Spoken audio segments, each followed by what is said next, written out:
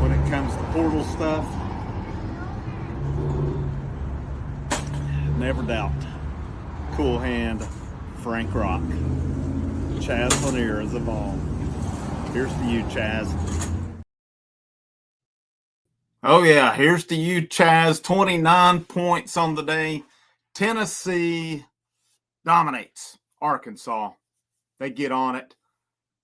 I missed about the first 4 minutes of it because of the stupid Kentucky-Florida game not switching over, and I was watching through Sling, wasn't watching through the app, but I picked it up at 10-9, and that was really – Arkansas was up. That was the last time I saw Arkansas lead in that game. Thank you guys for tuning in with us. He's Kerry. This is Frank.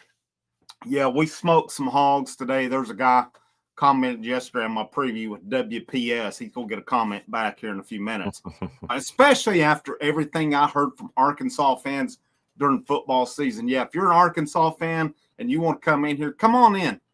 Come on in. We got something for you today on here. Should have had something for you back in football season, but it is what it is. Opening thoughts on what was a dominating performance today from Miss Vols' team. Just a great start to 2025 and the conference play. I mean, that's a pretty good Arkansas team, in my opinion. They definitely have chances to actually make a run when it comes to March. Ultimate respect for them. I think Coach Cal, I think it's nice seeing him, if you're like a neutral fan, seeing him with a different team. He's got a fresh start now. Of course, we'll always root against him, but it's nice to see that he doesn't have to deal with Kentucky fans anymore because they were basically trying to kick him out anyway. So it's just nice just beating Arkansas. A little bit of payback of what they did to us in football. Still doesn't pay off, in my opinion. We would have had to beat them by like 50 for that to be even. But overall, I mean, just took them to the slaughterhouse. I mean, they just smoked some pigs today. It was total domination. After the first 10 minutes, the game was over. Second half, you kind of just sat there and you just kind of looked at the screen, and we played basketball, and there was never really a game after that. Like, we just took them to the slaughterhouse, like I said. Second half was about as boring as it gets, just because they didn't do anything. We totally shut them down. We shut them down essentially since they got off the plane. So this basketball team's dominant, and it's going to be really interesting to see how they play on Tuesday night with going down the Gainesville, going down to the Swamp against a Florida team that's going to need to win this game just because they lost today. I think it was a case of, you said about the 10-minute mark. Once Tennessee went on that 10-0 run, that was it. That was the ball game. Basically, Chaz went on a 10-0 run. It was about what it is. But what stood out to me today was, of course, our former player did nothing, but Tennessee went at him all day long, and he could do nothing about it. Literally nothing about it. And I loved it when Ziegler just drove by, laid it up, and let him hear it on the way out. Again, maybe I'm a little harsh here, but I've still got some pretty harsh feelings towards a guy last year in the Elite Eight sitting over there with a towel on his head, quitting over his team. So everything needed to happen today on that 76-52 final score, total and complete domination. Let me get some comments here. Just met JL, member of the channel. He said, smoke some hogs today. There's no doubt about it.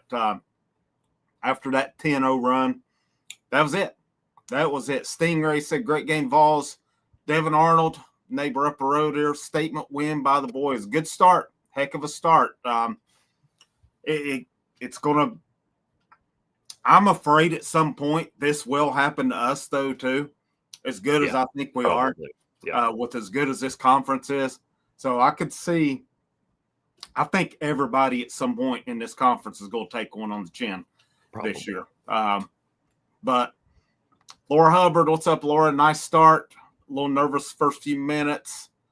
Igor Milicic is a dog. If anybody listen to old Frank's preseason videos, I hate to sit here and tell you I don't. I told you so. I told you what Igor Milicic was bringing to the table.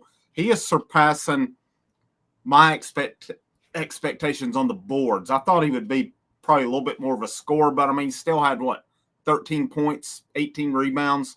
Yeah, today. something like that. He had a Totally great 5 game. assists. Made some threes. Yep, he did 2 out of 5 3-point. That's what you want. He was dominant today, and Yep. I loved it. Towards the end, he went into about 3 Arkansas guys, got the rebound, kicked it out to Chaz. Chaz bombed a 3, and then they went back down, and I think Milicic got the rebound then and got fouled, and he was walking down the court, fired up, waving. That was pretty awesome when he did that today as well. Yep, Adu, he can stay where he's at. Yep. We saw today what teams did to Tennessee last year when Tennessee got drilled. That was the Adu we saw at times. He did good things last year. I'm not taking nothing away from him. But, yeah, Tennessee went at him, and they were not afraid of him. And I thought Okpara, I'm going to go through stats. I'm going to look at all that here in a minute. Okpara did what I wanted him to do today. I thought when he was in, he controlled that inside in a big way. This was a big one, too. What's up, Sandra? It's good to see you in here. No scoring droughts. I mean, we really did not have those prolonged droughts. And, if we ever get into the comparison of Chaz versus Dalton Connect, I'm going to do it a little bit. I've got to go Connect just because look at the supporting cast. I mean, that's totally different teams. Yeah, it is. I mean, Connect was a one-man band for the most part. Chaz has got some more help, and if they approve this 5th year, we might see this team again next year. Who knows? That's crazy that they're even thinking about doing that. That is crazy. That would be pretty beneficial too, because with so many guys losing. Let's see here. JL said we beat our set. Yeah, no doubt about it. ZZ blew by Adu like it was nothing. Adu didn't even make an attempt on it. Bionic Clay, remember the channel? Sit for a pretty good while. Thanks for being in here. Thanks for posting. Igor Beast on the boards. Chaz keeps doing Chaz things. This team is different. Absolutely. Ed for UT. Yeah, very impressed by the rebounds. Gainesville's going to be interesting. I watched. Did you watch any of that game with Kentucky? I watched especially the second half. They look just two teams that like to score. I think that Florida is very dangerous when it comes to scoring. It'll be interesting how they match up with their defense because they do have a lot of scorers. I know the Walter Clayton kid, that kid's insanely good. So we'll see. We'll see how it goes. Hopefully it's a good night, but at the end of the day, it's still a road game in the SEC against what could still be a top 10 matchup. So I have high hopes, but we'll see. We'll see how good this team really is come Tuesday night. And even if they get run out the building, I still don't know if that's a telltale sign because it's a long SEC season and there's a lot of chances to get some big wins the rest of the way. Those two teams I watched kind of remind me of last year's Alabama. They can score. Their defense is suspect, and you know what Tennessee did to Alabama twice last year. They beat them. I expect them to go down to the swamp Tuesday night and win. Because of that, Tennessee can score this year, the defense. So, I think Tennessee's tests are going to be Auburn. That's going to be a doozy to go down to Auburn and play. I like how they match up Florida. I'll review it more as we get into the weekend and see where we get on that one. But what's up, Out of the Woods? Good to see you in here, man. If y'all haven't checked it out, Out of the Woods has got a pretty cool channel out there as well. Definitely check him out. Got a ton of subscribers on his channel. Good win. Go Vols. Kyle Beach in the house. Great start to SEC play. Eric Smith. What's up, Eric? Says, proud to announce Adu got booed all the way out of Knoxville all day long. Backwoods, who's come on here some as well, he was at the game and texted me, said, yeah, we booed him all day. That's pretty cool. What's up, Ronnie Freeman? Adu definitely a non-factor. Go Vols, great win. Aaron Height says we stay healthy, play defense, move the ball like we do. Final Four team. For sure. I thought they got in some moments where they weren't moving it, where they were, I don't know, they were running a lot of it, seemed like top of the key, and guys were just circling around for a point in time. But I know they were more or less running clock at that point. But, yeah, this team's different, man. They do so much well, I feel like. How about Okpara? right here. That was 10 great. points He did great. on the day. 10 points. Blockhead says, go Vols. Yes, we were talking about that a minute ago. Adu coming into the game had actually against Oakland the other night. He was sick, I think it said, but he'd averaged like close to 12 points a game and over 6 rebounds. So he started playing better, but he was a non-factor today. Mm-hmm. Oh, yeah, if we'd had Dalton on this team, you put him and Chaz together, my goodness. Wow. All right, I think we're all caught up here. Let's hit some stats here. Let me share the screen here. Possibly.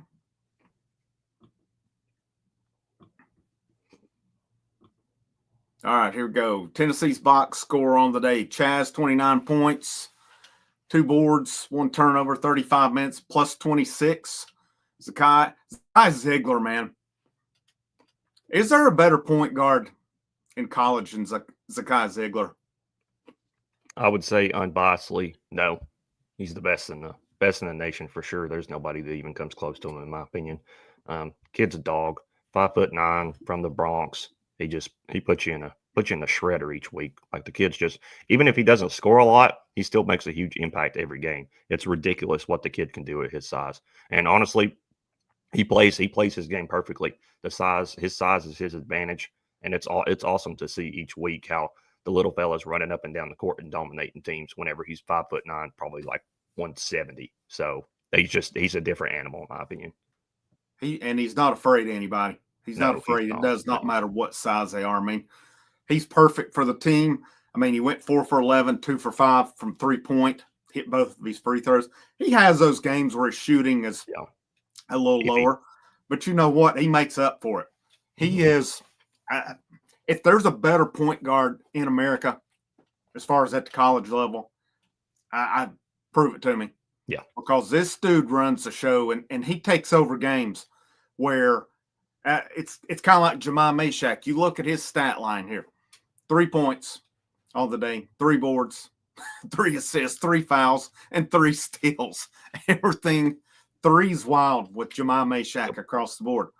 But what he does, he doesn't fill up the stat line so much, but he does all of these things that doesn't show up. You have to have those guys to win basketball games. You have to have them on your team. And Ziegler does so much here with 12 points, 5 rebounds, 7 assists, only 2 turnovers, 3 steals. Great game for him. He was the leader, plus 28 on the day. Igor, can't say enough about the game. He had 13 points. Like you mentioned earlier, hit a couple threes, 18 rebounds. That's big. He controlled the boards today in a big way. That was big time what he did. And we're going to look at offensive. We're going to look at Tennessee controlled the offensive rebounds. That was, to me, the difference in this game. They did so much off of that today as well. Mashak, I just mentioned, 3s across the board for him. Felix Okpara, Bionic Clay mentioned it right here. I think it was Bionic. No, it was JL. I'm sorry. Yeah, Okpara had 10 points on the day. When he was in, he's listed at plus 18. He played 24 minutes today, 10 points, 4 boards. I thought he was really controlling it. Had the alley-oops. Was just, I didn't feel like Arkansas was doing much at all when he was in there. That was what I wanted to see out of Felix Okpara. Yeah, he played great. I mean, he finally stepped up to the call. I mean, that's a guy that we've been harping on all season of just, we don't feel like he's necessarily done what we've expected him to do. And then he got the matchup against essentially the guy he replaced, and he won the matchup. I mean, he didn't play all the minutes of the game, which was kind of weird at times because I feel like at times he was on the bench when I didn't think he should have been on the bench. Yeah. But, I mean, he won when he was in there. He dunks it a lot. I mean, he's always open for a oop. He does have some questionable decisions, but he's getting better each game, it seems like, which is a great thing because right now we are kind of in desperate need of a dominant big man. I was kind of like you. I was like actually surprised on here to see that he played 24 minutes. I felt like it was less than that Yeah. that he played because there were times I'm like we might want to get him back in the way he's playing today. I mean, we did the Illinois post game, and it's like we were Where we was need he? to see more out of him. Yeah. There were people a lot more down on him than we were. We was like, give it time. But that's what we wanted to see, and I bet he had a little extra motivation playing against the guy he replaced. And I laughed at one of the Arkansas coaches. I don't think they interviewed Adu this week, but they interviewed one of the Arkansas coaches. Like, oh yeah, he's going to be amped up to prove it to his team. What were you amped up to come prove? That you didn't leave with a freaking towel over your head? I mean, that was the Kenny Payne coach. Yeah. Good for you. What are you wanting to come prove? That you weren't a quitter? I mean, whatever, man. But Tennessee got the last laugh. The only way they'll see him again is if it's in the SEC tournament or NCAA tournament. Boswell played a minute, -4. Dubar, I thought Dubar had some. He had 2 points, 1 assist. I thought he did some decent things when he's in. Yeah. I'm kind of surprised after that Illinois game that his minutes have cut, but I think something's going on. Goes on with him behind the scenes. No idea. That's speculation on my part, but I mean, it feels like it's been kind of just a roller coaster with him this year. And he's a guy that he needs the fifth-year thing to go through because this is his last year eligibility. So far, I know he's not. I'm sure he's not too happy with how things are panning out as of right now, considering at the end of this season, he's essentially done with college basketball, and he transferred in hoping to be one of the main guys and essentially bounce him up to the next level. So I'm sure he's disappointed because right now he's got a lot of prove in the next few months. Unless it sounds like the disappointment's in himself, though. I mean, I'm not sure. I'm not sure what the family situation was in the preseason. Hope everything's okay there, and I understand that could play a huge role in what's going on. So I won't harp on him too much. But overall, it's obvious there's got to be some sort of disappointment on his end on what his role is right now and how he's performed so far. Even though, in my personal opinion, the time that he has played, I feel like he's played great. Especially considering we just have no idea what was happening, why he had to step away from the team. Because typically when somebody steps away from the team, it's typically not a good thing. Right. Yeah, I agree with you on that. And hopefully it's a case of they can get him more up to speed moving forward. I don't know what's happened since the Illinois game. Maybe there's there's some issues that's still going on possibly. And that was a big thing they said went on with Vescovy last year was there was evidently some personal stuff going on, and obviously that had a big effect on him last year. So I mean, it's one of those things you never know what's going on with some of the guys. But the good thing is Dubar's got a long way, and I thought he did some good things. They had some good passes, made some good plays on the day. Gainey had 7. I felt like Gainey had more points than that today, but felt like he was in on a whole lot of stuff. But he was a big factor today, even if the stat sheet doesn't say so. Yeah, 5 points and 3 steals, 25 minutes plus 14. I think it was. Let me hit it here. Yes, this was kind of a little concerning. Bionic Clay said, glad to see Cade's injury wasn't serious. Came back in later. That was kind of weird because it really didn't look like much, but obviously it was the way he reacted. Yeah. So I don't know if it just hit funny or. I don't know because I mean there was contact there, of course, but it didn't seem like there was contact to the left arm. So it kind of looked like he just kind of did it himself, which was kind of concerning. I thought it was something really bad whenever he, of course, walked off and was grabbing his arm. So very good that he was able to come back in. That's a huge sign because we really can't afford any more losses, especially with the bigger guys on the team. No, absolutely not. And then his 11 minutes, 2.6 rebounds on the day, plus 9 on it. So if we look down here, these shouldn't be a real surprise. Efficiency, I thought Par's efficiency would have been more than that. Igor 25, Chaz 20, Lanier, Ziegler 18, Akpar 10. I would have thought Akpar a little more than that. I want to compare the two teams. I do want to make one quick observation. I wonder when was the last time that we had a guy get 18 rebounds in a game? Because I don't necessarily remember a guy getting that many rebounds. I know a walk-up definitely had 10 at one point because he was essentially just a rebound guy, but I don't even think he ever came close to 18 because that's a ridiculous amount of rebounds. I mean, that's Oscar Tshiebwe level of rebounds. And Milicic, he's definitely developed that role as the rebounding guy whenever he's in there. Especially that's great to see where he's had the shooting slump and he's picked it up on the rebounding side of things. So that's a plus. That's the only reason why he's still really been on the court is because he can rebound. Because Rick Barnes loves guys that can rebound, especially considering where he went through the slump, couldn't make a shot at times. He had the games where he 2 to 4 points and still managed to get 10 rebounds. And honestly, that's good enough to keep you in there, in my opinion, especially when you have as much upside as that. I was wondering where that ranked in terms. I'm trying to find it here in terms of like,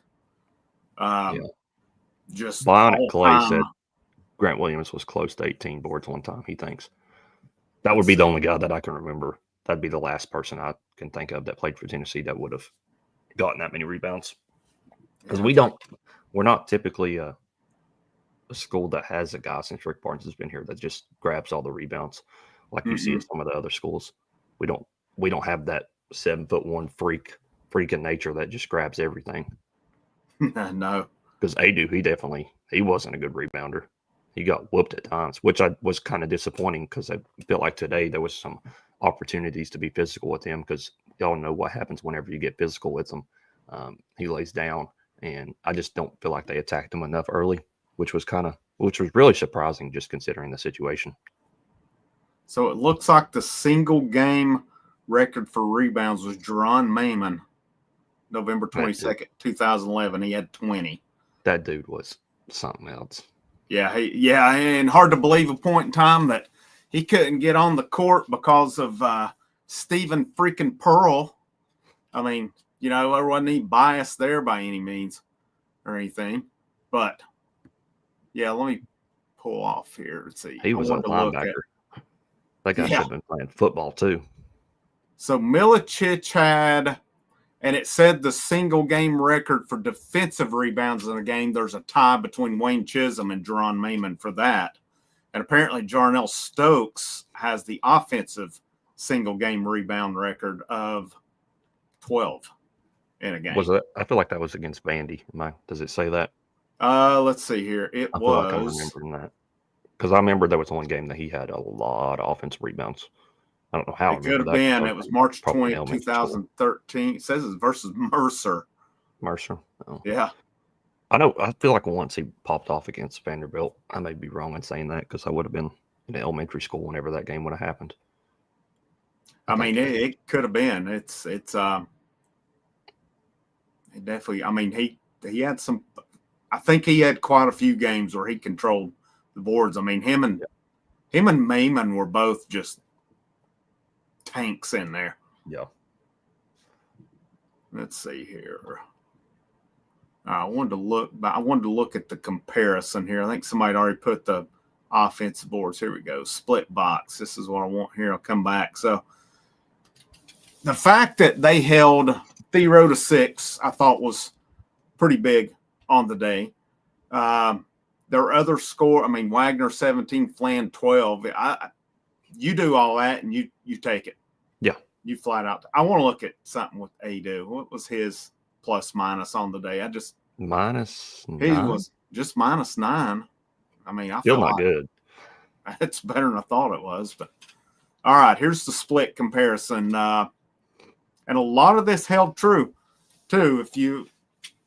So there was some stuff Arkansas did well on my preview. The one thing I looked at, of course, Tennessee ranks second in the nation in defensive 3-point percentage. They're right up there at the top in defensive field goal percentage as well.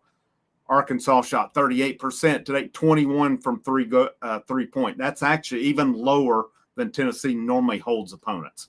Yeah. So that was really well. Tennessee shot 38%. Turnovers 13, 15 points off of them, 13. Total rebounds, there's your difference. There's your math. 51 to 29 for Tennessee. That's major difference in the game. 16 second chance points. Here's one. Arkansas is normally really good with fast break points, and he held them to 8 fast break points on the day. Pretty significant difference in blocks, but it ended up being irrelevant. Pretty significant difference in assists as well. So Tennessee was actually over plus one with assist to turnover. Or no, they weren't. They were to the positive. Let's put it that way. Arkansas was under it on the day. So, I mean, just the boards is a major one. That is a major one on the day. Anytime if you out-rebound a team, I mean, that's something you do normally to these non-conference opponents, much less. And this was, when I looked at Arkansas's team, it's a long team. It's a lengthy team, and it was no problem on the day as well. That was like the same offensive rebound difference as the Lady Vols the other night too. Yeah, I think the Lady Vols was like 20 or 21-9. So, and that today's was 24-9. So, I mean, that's 15 more offensive rebounds. That's absurd.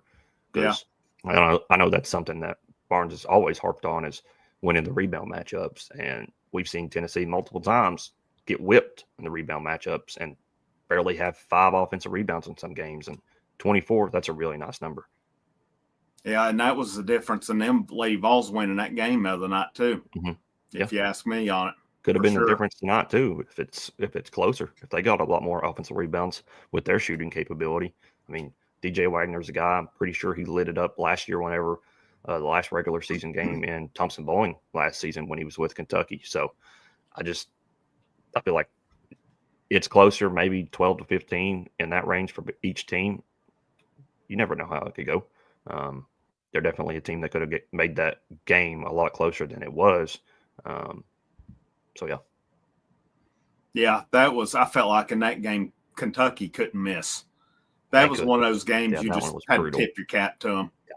I was sitting there in person. I was like, this is just absurd. Because we're like halfway through the second half, and I'm like, this has to be a historical shooting performance.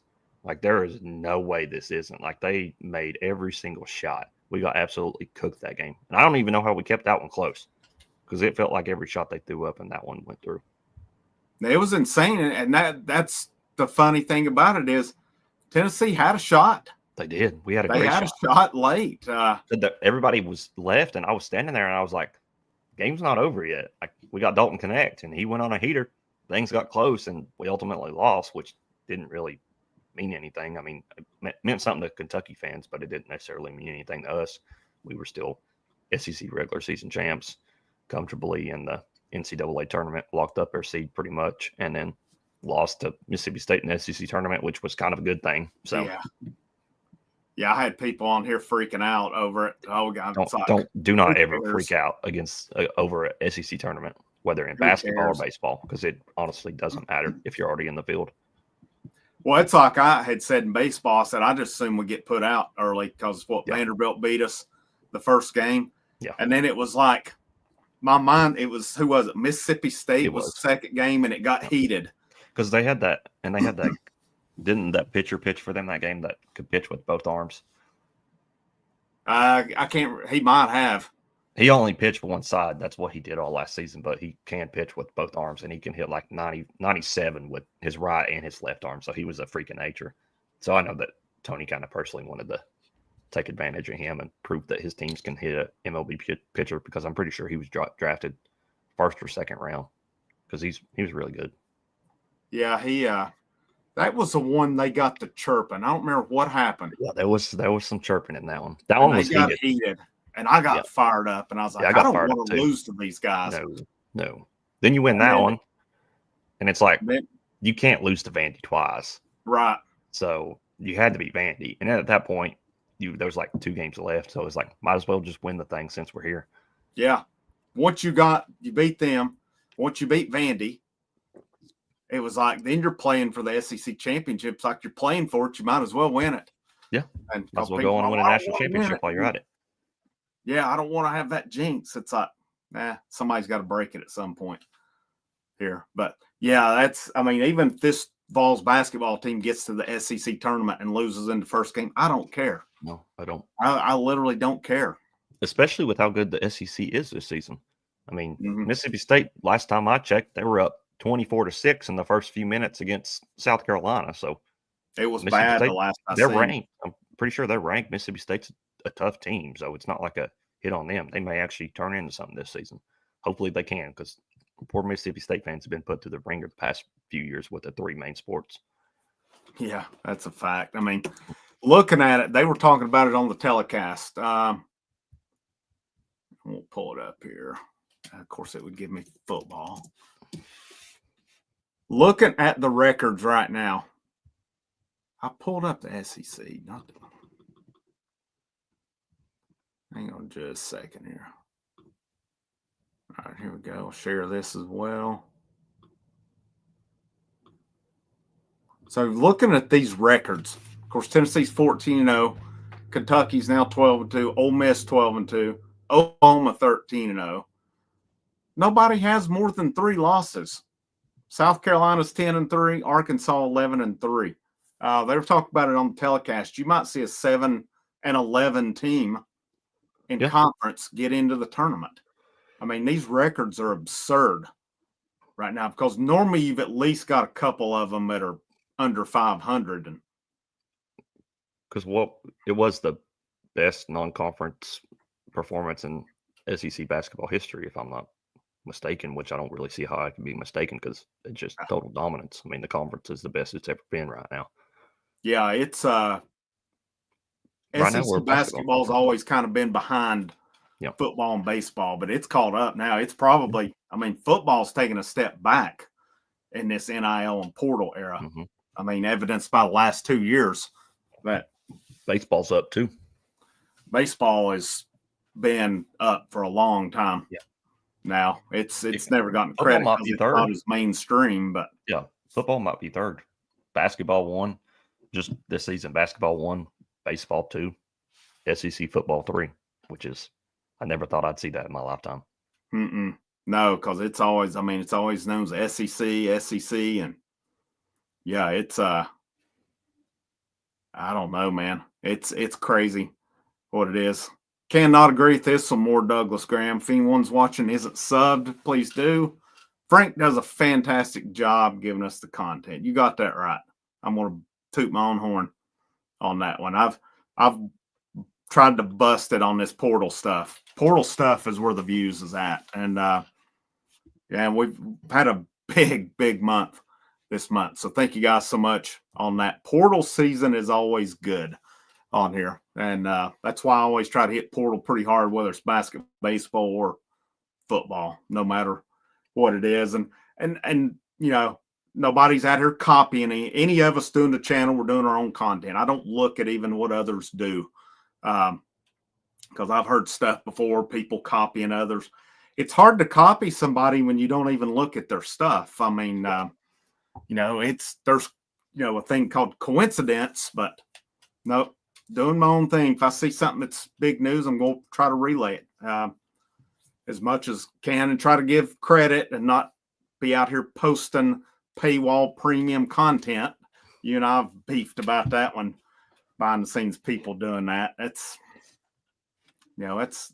it is what it is, I guess. But what? Scott Steiner's son played basketball for Virginia Tech? Really? I don't even know who that is. A wrestler. Or he used to be a wrestler.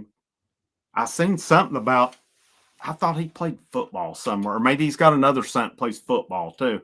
That's pretty interesting.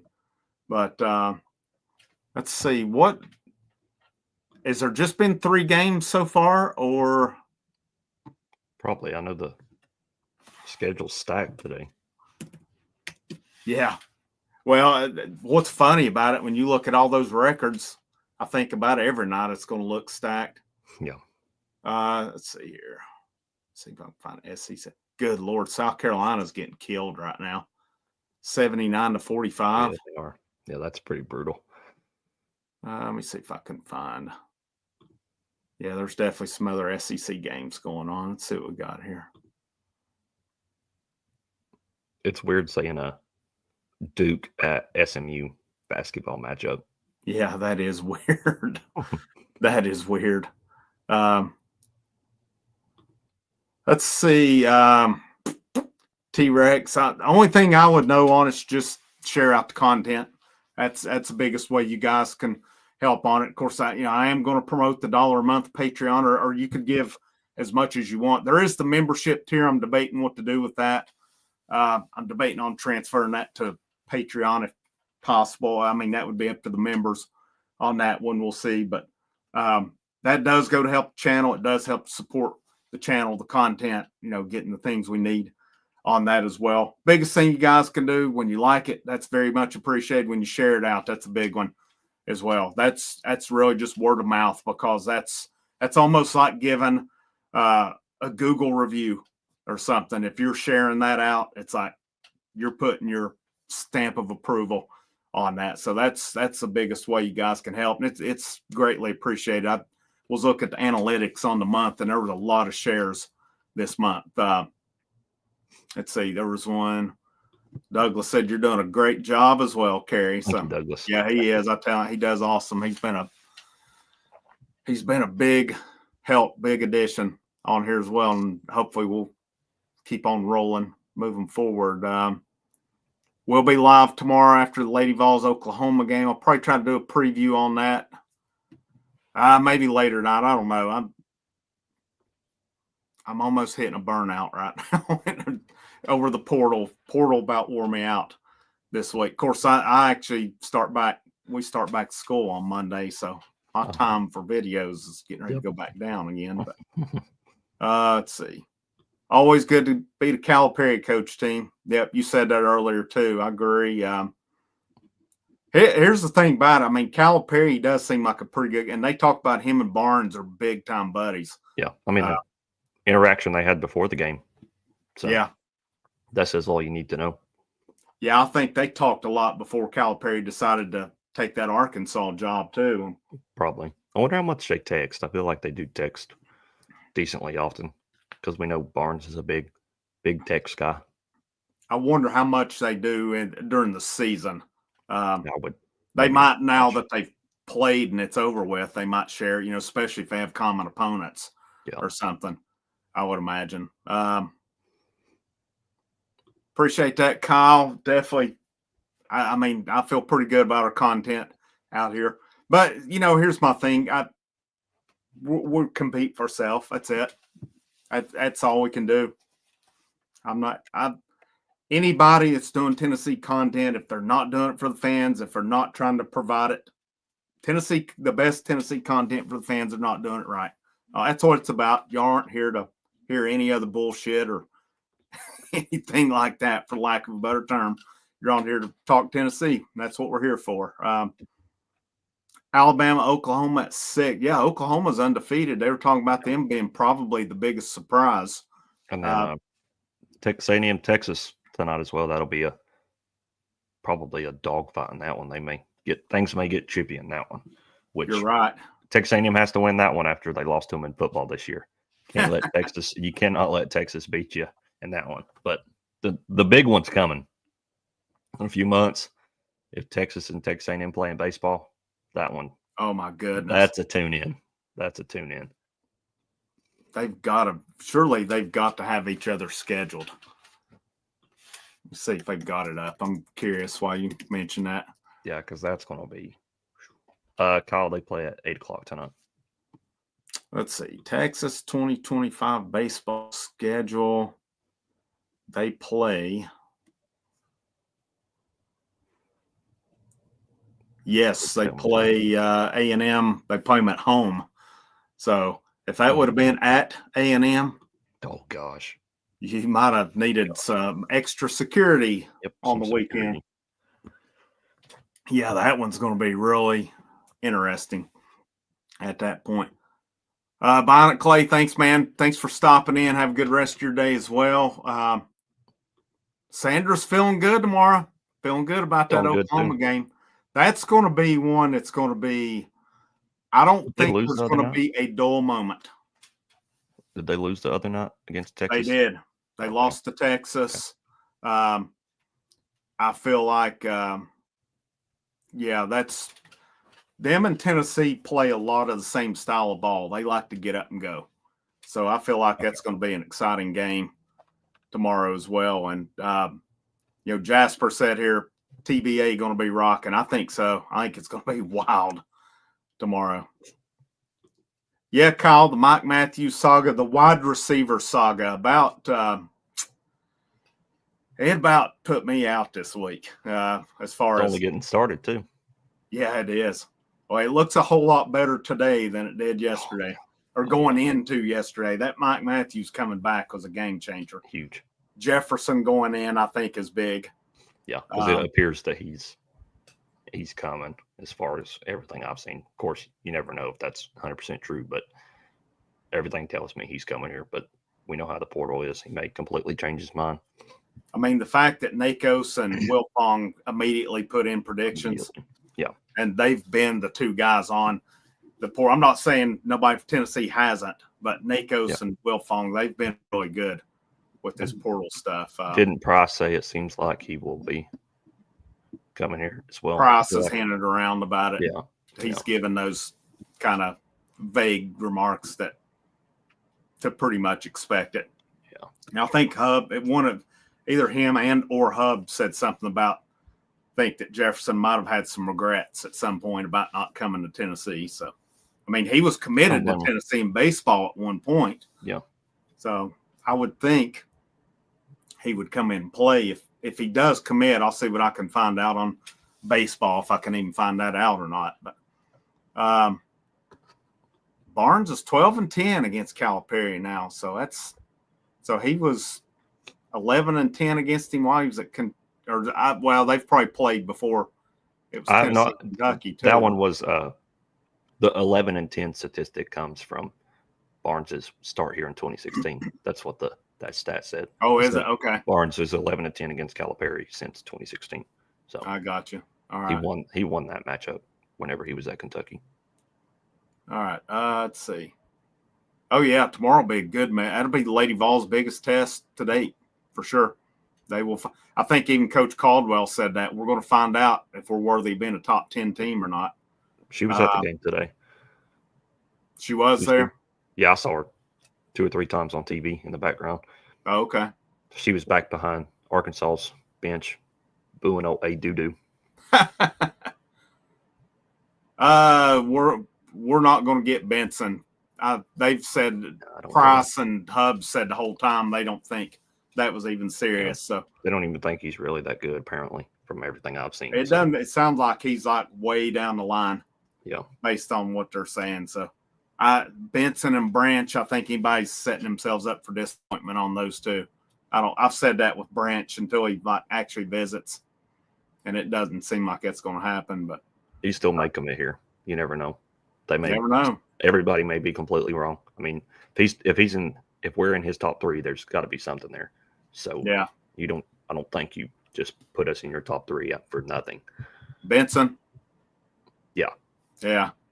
Well, they said last year too with Jalen McMurray. Well, he's down the line. I don't think they'll take him, and then Jalen McMurray commits. So I didn't even hear anything about the McMurray kid. He just popped up, committed. So well, he visited last year, and they said that they had said on some of the sites that they didn't think he was a priority, and then apparently he was. And yeah.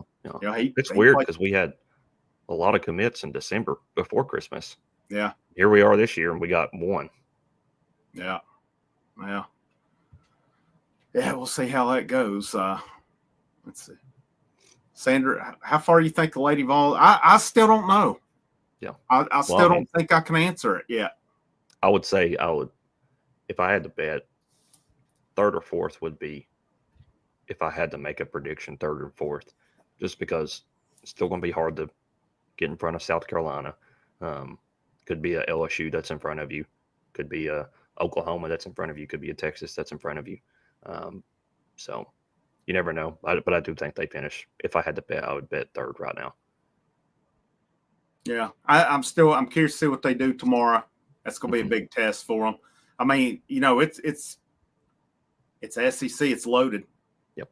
Women's league's loaded just like the men. It's not, they don't have the ridiculous records throughout the conference that the men do right now, but still it's loaded. But I mean, I'm still calling it. They're going to get one of an LSU, UConn, or South Carolina at home. They're getting one of them at least.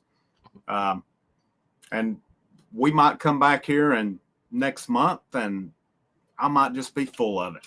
And it won't be the first time, probably won't be the last. But I'm still going on that limb and calling it right now. But let's take a look at the men's schedule moving forward here. We've looked at all kinds of schedules here today, but looking at, I was looking at the conference schedule today for the SEC, and so far you've had, of course, Tennessee beat Arkansas, Kentucky beat Florida. Both those teams can score. Their defense, we're going to see what they can do there. Ole Miss 63, Georgia 51. So that comes off like a team that could be, I'm not sure Ole Miss's numbers. They're playing good basketball. They're ranked 24th. Now you've got later on Missouri at Auburn, Vanderbilt at LSU. Some of you've already mentioned Oklahoma at Alabama. That'll be a good game. And then you mentioned Texas A&M tonight at 8 o'clock as well. So I was wondering why they were all SEC network. There's football starting right now, NFL. So that explains that one. I want to look at Tennessee's schedule moving forward now. So that moves Tennessee to 14-0. Let's take a look what they got ahead of them. I mean, it's pretty much going to be ranked moving forward. I mean, it's – Yep. All right, so we have got – where are we at here? Florida, 7 o'clock Tuesday night. Texas next Saturday at Austin.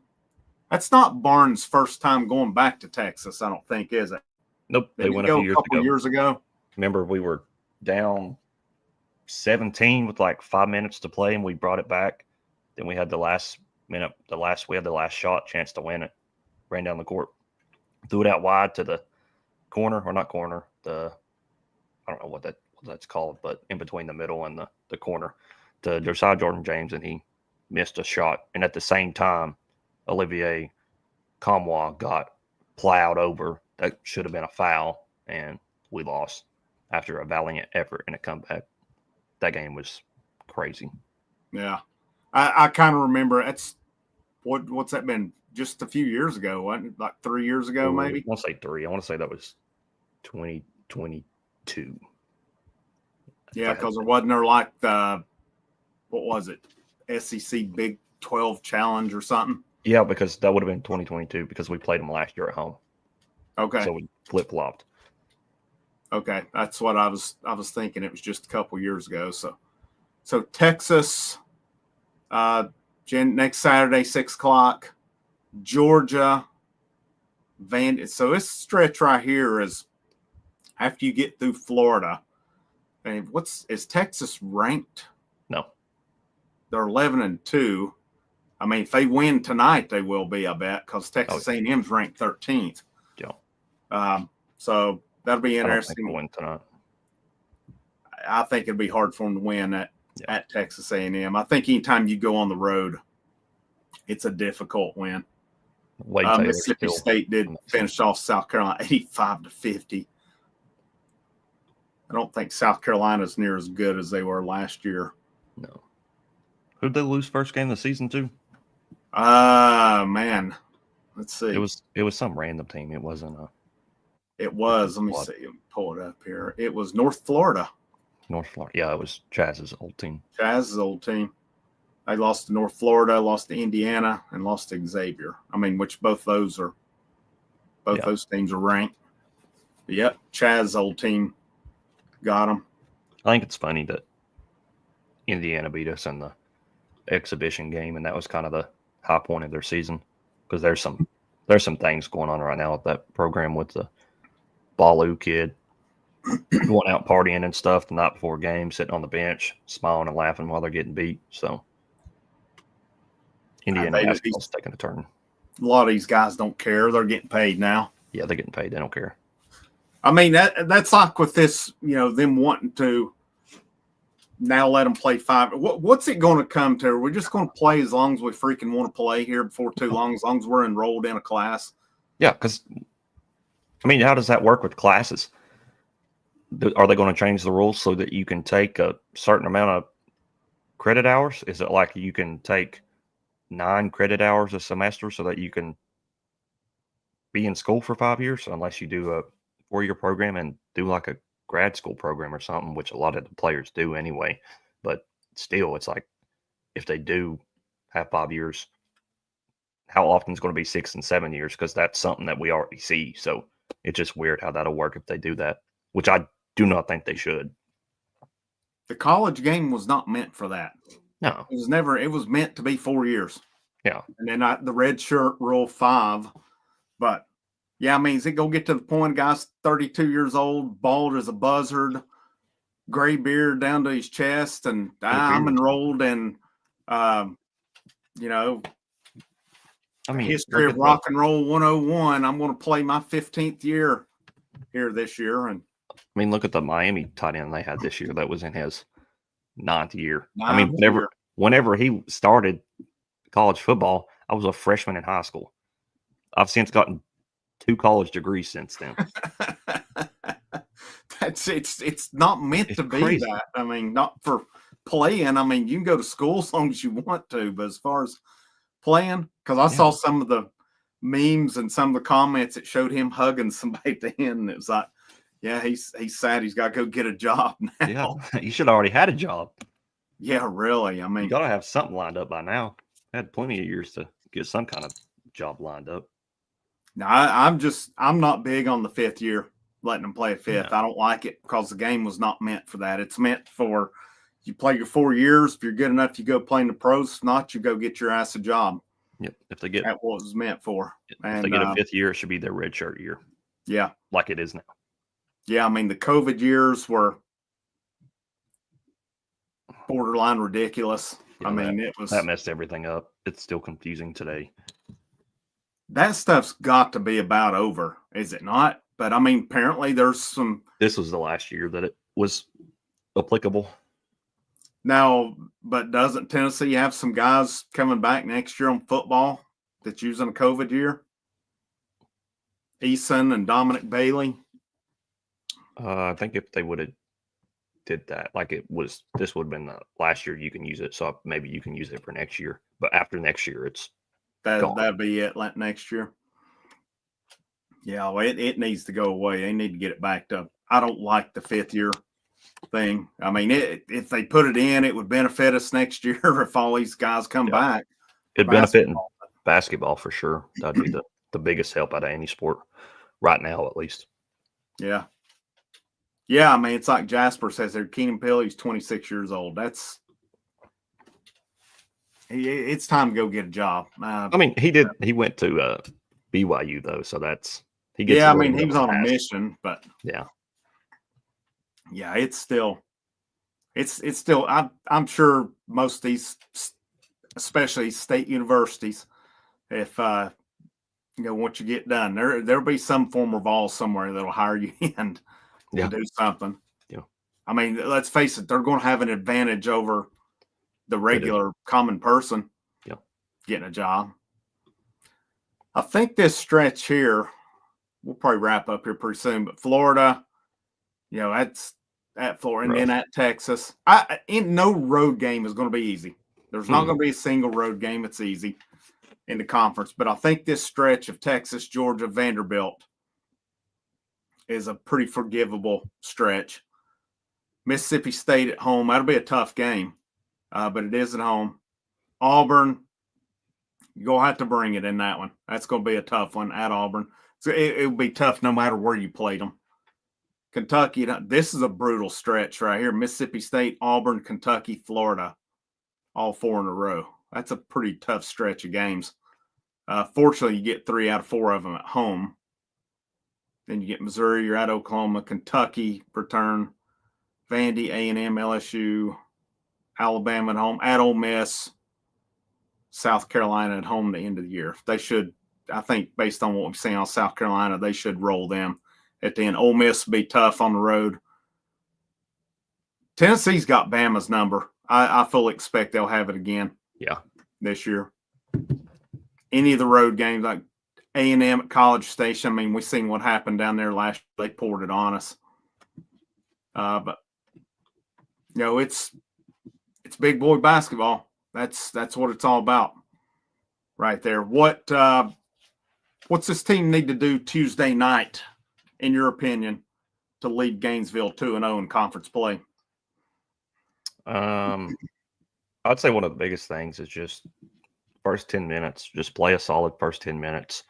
Make sure you're still in the game, because a road game like this against a top 10 team, it can get out of hand ugly if you let it happen. We've seen that happen in past against whenever we went up to Lexington, and both teams are ranked, and then after the first 10 minutes, it's a blowout, and you can't really come back after that point. So I feel like the first 10 minutes is crucial. If you can win the first 10 minutes, it sets you up for the rest of the game, because once you're settled in, you're settled in. If you fall apart in the second half, you fall apart in the second half. That's just basketball.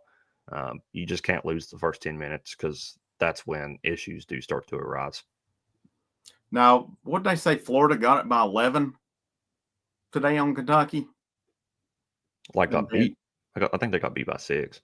No, Florida was up by 11. Oh, up by 11? Kentucky in the first half, and Kentucky had like a 10-0 run. Big thing that stands out to me today that Tennessee could take advantage over was Kentucky got 20 points off of turnovers. That could be a big one. Kentucky had 25 assists today against them as well. Looks like Florida did out-rebound Kentucky 38-30. So they don't defense for Florida isn't that big of a factor. They're kind of like them and Kentucky, basically the same play styles. They're going to score a lot of points on you and not really play defense. No, both teams. Florida shot 55% today. Kentucky 57.8. Kentucky 48% from 3. So that's, and then fast break points. Kentucky had 17 on it. Yeah, I think Florida. What's that? I said, got to make your free throws. That's something that I'm going to add. You go down to the swamp, got to make your free throws. Well, I mean, in a 6-point game like today with Florida went 22 out of 35 from the free throw line. That's, I mean, you hit half of those, 60%. You're going to overtime. Hit half of them, you're going to overtime. Yeah. So I think Florida plays that style of ball where if Tennessee does their thing, they're good. Yeah. I mean, we'll see how it translates. Yeah. Now, I mean, if they have one of those games like you talked about, you witnessed last year with Kentucky, where no matter where they shoot it from, they're hitting it, then sometimes you just got to tip your cap and say good job. But I like Tennessee's chances. I'll preview it later on here in the week, or as we get to first of the week, I'll do a preview on that one. Since we're having always live basketball, we will not be live Monday night. We wrap the Monday night series up. I mean, in case we impromptu at some point, but definitely be live tomorrow. Are you working tomorrow? Yeah, I'll work during the game. Okay. So I'll be live with you after the Lady Vols Oklahoma game tomorrow afternoon. Be live pretty much unless there's a conflict. Thursday night I'm going to miss part of the Tennessee LSU game, Lady Vols. I'm hoping to get back in time to at least catch most of the second half and do a live stream, but I'll keep you posted on that. I've got something else that's already scheduled that I need to get to, but for the most part, the rest of the way, we will be live after the basketball games. So I hope you'll tune in. Again, make sure you biggest thing you do, help is share out the content. Share it out, whether it's on social media, word of mouth, or whatever. That's a big help. And, hopefully we'll continue to build this thing along the way where this is, because there'll be other places that start wanting to, when it's cool, start wanting to do these post games, and that's fine, whatever. But, I'll take, just remember where your quality's at. That's what I'll say along the way. But any final thoughts before we wrap this thing up? Big win today. Slaughtered the Hogs. Go down to Gainesville, drain the swamp. There you go. Couldn't have said it any better myself. He's Kerry. I'm Frank. You guys have an awesome rest of your Saturday. And it is always a good day. I'm trying to find my outro here. Here we go. Always a good day to wear the orange.